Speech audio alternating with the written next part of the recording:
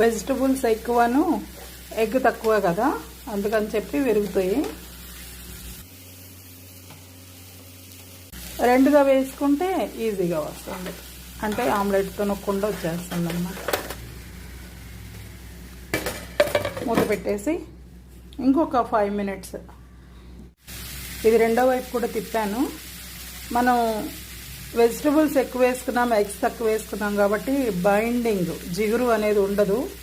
And ఎంత tomato గుజ్జు తిప్పి పోసినా కూడా జిగురు అయితే రాదు. దానివల్ల ఇంకొంచెం టమాటో వల్ల ఇంకొంచెం నీరు ఎక్కువ అవుతుంది. సో దట్ మీకు టేస్ట్ అయితే సూపర్ టేస్ట్ ఉంటుంది. నిన్న నేను క్యారెట్ వేయకుండా మష్రూమ్స్ అండ్ ఆనియన్స్ వేసుకున్నాను. చాలా అద్భుతంగా ఉంది.